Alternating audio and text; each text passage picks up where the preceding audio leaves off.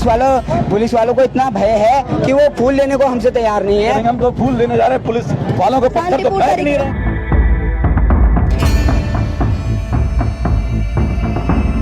अब वो फूल लेने से भी इनकार कर रहे हैं। गलती को सुधार लो, दोबारा परीक्षा करा लो, सीबीआई जांच करा लो, इसमें क्या है? धामी जी आए तो ही नौकरियां लगी हैं, इससे पहले तो सारी नौकरियां बंद थी हमारी। अगर कोई एक बच्चे की जिंदगी बर्बाद कर तो उसकी हत्या कर ले जैसा, बिल्कुल क्योंकि उसका पूरा जीवन बर्बाद हो जाता है।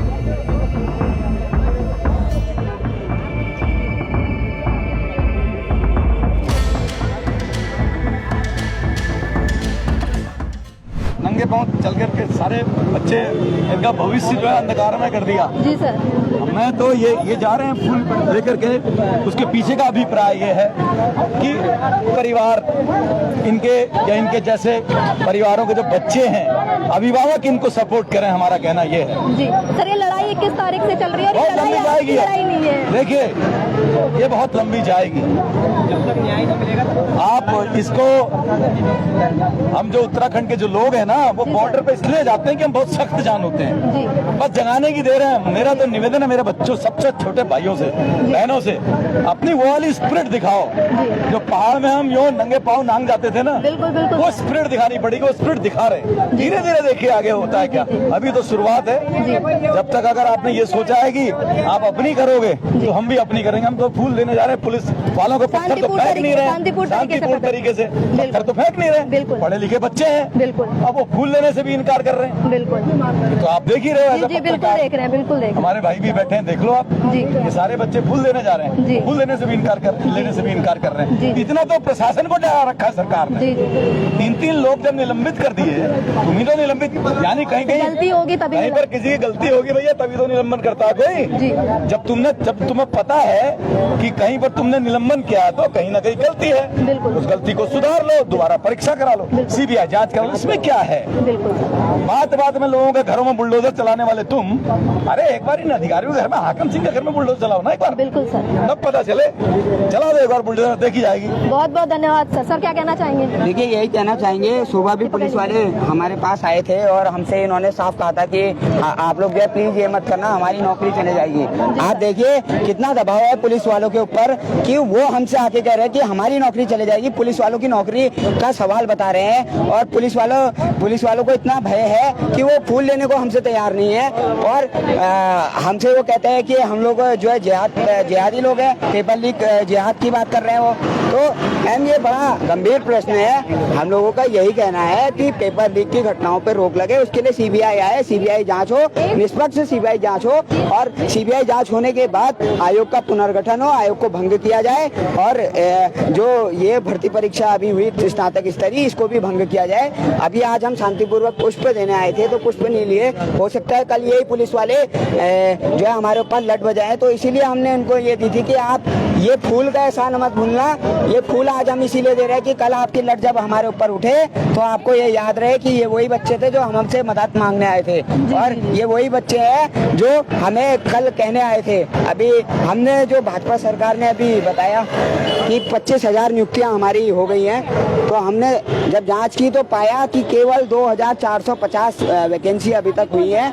उसका मैंने विश्लेषण जब हम लोगों ने किया तो मैम मैं आपको बताना चाहूँगा, तो भाजपा सरकार ने कहा कि हमने 25,000 नौकरियां लाए हैं और 41,000 से ज़्यादा हमने वैकेंसी निकाली है। उसका सच जब हमने सर्च किया तो 6,250 टेम्परेरी पोस्ट निकली है, 2,300 गेस्ट टीचर निकले हैं और 950 CRP BRP जिनकी तनख्वाह 15 से 20,000 है, उनको भी इन्होंने नौकरी में गिन रखा है। पक्की नौकरी निकली है तो केवल 2,745, उसको 10 गुना करके ऐसा महिमा मंडन किया जा रहा है पूरे सोशल मीडिया पे कि आज से पहले जने नौकरी थी ही नहीं। आज से पहले तो उत्तराखंड वाले भीख मांगते थे, या आज से पहले तो उत्तराखंड के लोग जो है नौकरियों में कभी लगी नहीं पाते थे। धामी जी आए तो ही नौकरियां लगी हैं, इससे पहले तो सारी नौकरियां बंद थी हमारी। तो मैम ये बड़ा गंभीर प्रश्न है। ये जो पेपर लीक के प्रकरण है इनको रोकना चाहिए और इन पे सीबीआई जांच कराकर जो है इस परीक्षा को रद्द करना चाहिए। बहुत बहुत धन्यवाद सर। आज हमारे साथ उत्तराखंड बेरोजगार संघ के सचिव यहाँ पे मौजूद है, देहरादून से ये अभी अभी आए हैं, तो इनसे बात करेंगे पेपर लीक प्रकरण में क्या मामला चल रहा है। सर पहले तो मैं ये जानना चाहूँगी कि देहरादून की अभी स्थिति क्या है। देखिए, देहरादून में आंदोलन चल रहा है और बहुत बेहतरीन तरीके से आंदोलन चल रहा है, और न सिर्फ देहरादून में बल्कि पूरे प्रदेश में समय आंदोलन चल रहा है। यहाँ हल्द्वानी के बुद्ध पार्क में मैं अभी जब हमने सुना कि हमारा भाई भूपेंद्र कोरंगा जी भूख हड़ताल में बैठे युवाओं की मांगों को लेकर, उनके स्वास्थ्य का हालचाल जानने के लिए हम यहाँ पे आए हैं जी। और यहाँ पर कुमाऊं मंडल में किस तरीके की गतिविधि चल रही है और किस प्रकार से आंदोलन को अगर सरकार मांग नहीं मानती है तो किस प्रकार से इस आंदोलन को बृहद आंदोलन बनाया जाए, उसके लिए भी साथियों के साथ हमने यहाँ पे बात की और युवाओं के साथ भी हमने यहाँ पे संवाद किया और उनकी समस्याओं को सुना कि किस प्रकार आप लोग क्या क्या दिक्कतें हैं। जी, जैसे यहाँ की स्थिति तो हम लगातार दिखा रहे हैं कि कैसे 3 दिन से यहाँ पे भूख हड़ताल चल रही है। वैसे देहरादून में 21 तारीख से लोग धरने पे बैठे हुए हैं, तो अभी तक कार्रवाई कहाँ तक पहुँची, क्योंकि एसआईटी ने कहा है हम पेपर दोबारा नहीं कराएंगे। देखिए, देहरादून में कल जिलाधिकारी देहरादून और एसएसपी देहरादून धरना स्थल पे वहाँ पे प्रोटेस्ट ग्राउंड पे आए थे जी। उन्होंने अपनी बात रखी और डीएम साहब ने ये कहा कि एसआईटी गठित हो गई है और 1 महीने में जांच होने के बाद रिपोर्ट आएगी जी। तो वहाँ पे सभी छात्रों ने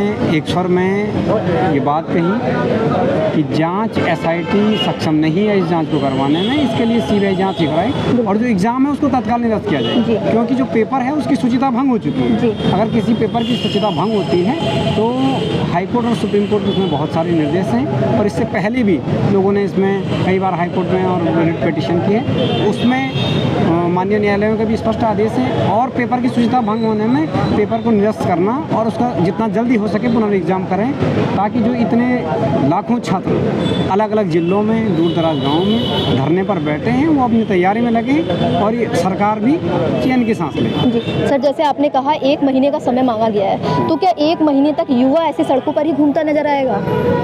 मैं वही कह रहा हूँ कि ये सरकार की कैसी मंशा है, किस सोच के साथ सरकार ये कर रही है, जबकि अभी तक होना ये चाहता है कि 48 घंटे के अंदर सरकार उस पेपर को निरस्त करती और तुरंत एग्ज़ाम का आदेश माननीय मुख्यमंत्री दे देते जी। तो युवाओं को राहत मिल जाती। और अब आपने ये एसआईटी का ढिंडोरा पीट दिया। एसआईटी तो आपने लास्ट टाइम भी गठित की थी, उसके बाद भी पेपर लीक हो गया, तो कैसे युवा भरोसा करेंगे? सर 2022 में भी भरोसा दिलाया गया था कि नकल विरोधी कानून आया है, अब पेपर लीक नहीं होगा, कठोर से कठोर सजा मिलेगी, लेकिन हाकम सिंह खुलेआम नजर आता है। देखिए, 2023 में जब फरवरी में आंदोलन हुआ उसके बाद नकल विरोधी कानून लागू हुआ और उस कानून का इतना प्रचार प्रसार किया गया, कई गायकारों के माध्यम से गाना गवाया गया, युवा मोर्चाओं के माध्यम से रैलियां निकाली गई, युवा नकल विरोधी कानून जिंदाबाद के नारे लगाए गए। उसके बाद एक ही व्यक्ति और उसी प्रकार की जो दुस्साहस है वो दोहराते हैं, तो कहीं ना कहीं बहुत सारे प्रश्न हैं। और यहाँ एक और प्रश्न ये उठता है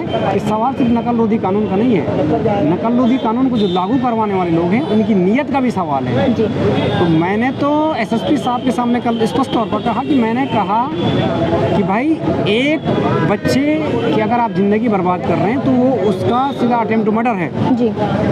अगर कोई एक बच्चे की ज़िंदगी बर्बाद करे तो उसकी हत्या करने जैसा है, बिल्कुल, बिल्कुल। क्योंकि उसका पूरा जीवन बर्बाद हो जाता है। ऐसे लोगों को आप सीधा एनकाउंटर कीजिए, ऐसे जितने भी पेपर लीक माफिया इनका एनकाउंटर कीजिए जिससे कि इसका समाधान हो सके, वरना इनका दुस्साहस इतना बढ़ गया कि लगातार पेपर लीक कर रहे हैं और 15 लाख गरीब का बच्चा कहाँ से लाएगा। यहाँ सुदूर कुमाऊं में पिथौरागढ़ से और ऊपर बागेश्वर से हल्द्वानी जो लोग आते होंगे, कमरे में रहते होंगे, अपना किराया देते होंगे, कैसे उनके माँ बाप उनको पढ़ा रहे हैं ये हम अच्छी तरह समझते हैं, क्योंकि मैं भी दूर जनपद चमोली का हूँ और इस समय पूरा प्रदेश आपदा से पीड़ित है। तो उसके बाद इस तरीके की परिस्थिति प्रदेश के लाखों युवाओं के सामने कहीं ना कहीं चिंताजनक है और ये न सिर्फ सरकारों को, विपक्ष को और सभी लोगों को मिलकर इस माफिया तंत्र को समाप्त करने के लिए एकजुट होना पड़ेगा। जी, बहुत बहुत धन्यवाद सर।